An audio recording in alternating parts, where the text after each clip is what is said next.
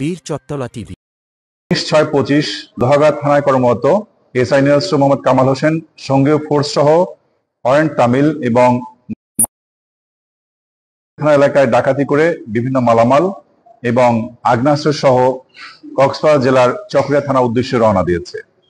সংবাদ প্রাপ্তির প্রেক্ষিতে তাৎক্ষণিক অফিসার ইনচার্জ মোহাম্মদ আরিফুর রহমানের নেতৃত্বে এসআই মোহাম্মদ কামাল হোসেন একটি সিঙ্গেল কেবিন পিকআপে তল্লাশির সময় কিছু ডাকাত সদস্যরা পালানোর চেষ্টা করে এবং আভিযানিক দল তাদেরকে ধাওয়া করে তাদের মধ্যে 4 জনকে গ্রেপ্তার করে। আটককৃতরা হলেন আবুল কাশেম ওরফে জামাই কাশেম, সাদিকুর রহমান, কামাল এবং কেফায়েত হোসেন। এদের মধ্যে 3 জনের বাড়ি হচ্ছে চকরিয়া থানা এলাকায় এবং 1 জনের বাড়ি বাসখালী থানা এলাকায়। আটক আবুল কাশেম ওরফে জামাই কাশেমের বিরুদ্ধে চট্টগ্রাম এবং কক্সবাজার জেলায় বিভিন্ন থানা এলাকায় অস্ত্র, ডাকাতি, শিথিল চুরি সহ প্রায় 10 খানেক মামলা রয়েছে এবং আটক কামালের বিরুদ্ধে অস্ত্র ও শিথিল চুরি 2টি মামলা রয়েছে। আপনারা দেখতে পাচ্ছেন আটককৃতদের হেফাজত থেকে 2টি দেশীয় তৈরি 1 নলা বন্দুক, 4 রাউন্ড কার্তুজ, 1টি রামদা, 1টি টিপসুরি, 2টি চাকু, 1টি লোহা কাটার কাঁচি, 2টি শাবল, 2টি ধারালো দা, 1টি টর্চ লাইট এবং ডাকাতি আলামত নগদ 16,000 টাকা, ডাকাতির কাজে ব্যবহৃত 4টি মোবাইল, 1টি পোর্টেবল হার্ড ডিস্ক এবং ডাকাতির কাজে ব্যবহৃত একটি পিকআপ গাড়ি উদ্ধার করা হয় এবং বিধি মোতাবেক আলামতগুলো জব্দ করা হয়। উল্লেখ্য যে পটিয়া থানা পুলিশ কর্তৃক অভিযান পরিচালনা করে এই একই ঘটনার একটি মোবাইল ফোন, একটি মাঙ্কি ক্যাপ এবং কালো ব্যাগ উদ্ধার করা হয়।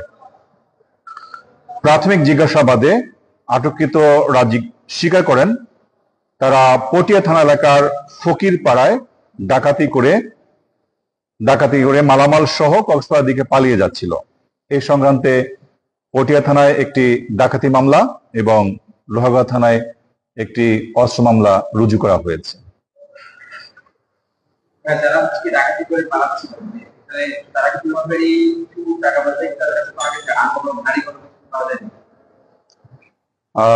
তারা ডাকাতি করে তাদের গ্রুপে বিভিন্ন সদস্যরা ছিল।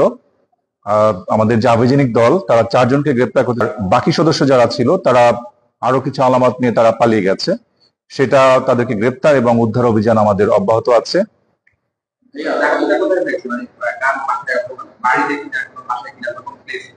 হ্যাঁ, এটা পটিয়া থানার যে ফকিরপাড়া এলাকায় ব্যক্তির বাড়িতে।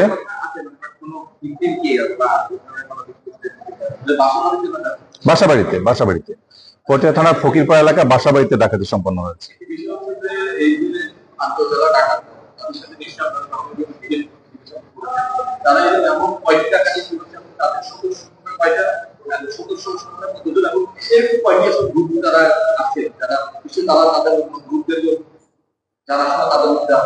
আচ্ছা, আমি বুঝতে পেরেছি। আপনারা নিশ্চয়ই লক্ষ্য করবেন যে এই লোহাগাড়া থানার অফিসার ইনচার্জের নেতৃত্বে গত কয়েক মাসে কয়েকটি ডাকাতি মামলার বিশেষ করে আসামি গ্রেপ্তার করা হয়েছে, অস্ত্র উদ্ধার করা হয়েছে এবং আমি কিন্তু আগে উল্লেখ করেছি যে এই যে জামাই কাশেম তিনি কিন্তু 12টি মামলার আসামি, তার মধ্যে ডাকাতি মামলা রয়েছে, শিথিল চুরি এবং অস্ত্র মামলা রয়েছে। কিন্তু তো সেক্ষেত্রে এই ডাকাত দল কিন্তু চকরিয়া থানা বা কক্সবাজার এলাকার রামু, চকরিয়া, মহেশখালী এখান থেকে কিন্তু এরা এসে কিন্তু এই চট্টগ্রামের এই বিভিন্ন এলাকায় ডাকাতি করে এবং শেষ করে আবার সেদিকে চলে যায়।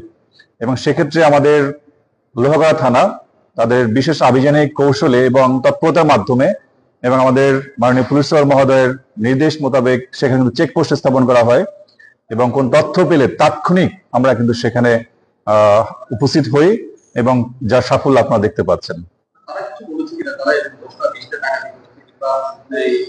তাদের যে প্রাথমিক জিজ্ঞাসাবাদের তথ্য তারা ডাকাতির সাথে জড়িত এবং তাদের দলের 10 থেকে 12 জন সদস্য রয়েছে। এই ডাকাতিটা আপনারা কি এখন কি আপনারা জেনেছেন কিনা মানে যাদের সেটা করেছে বা আপনারা না, আপাতত আমরা ক্যাজুয়ালিটি সেরকম সংবাদ পাইনি।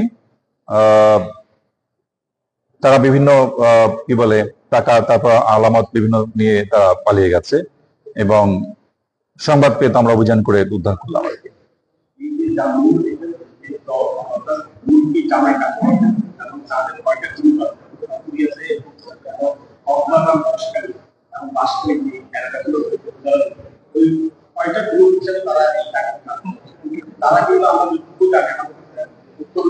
আফসারকে গ্রেপ্তার করেছেন না? আফসার এর আগে আপনারা অবগত আছেন যে কিছুদিন আগে কিন্তু হ্যাঁ বিভিন্ন জায়গায় এক রাতে একসাথে চাকরি করে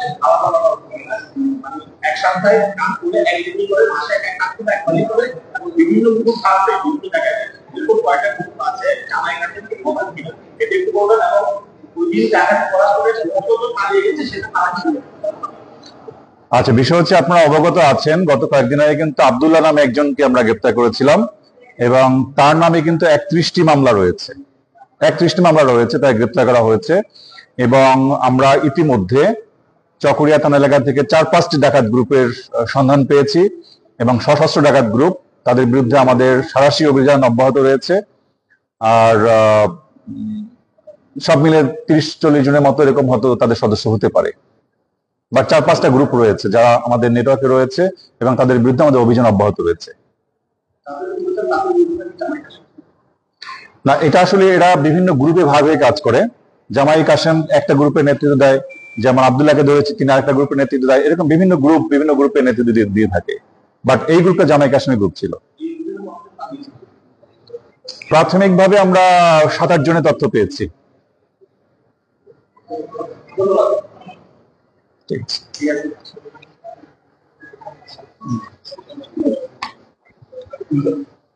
এটা সবাই পেল এটা।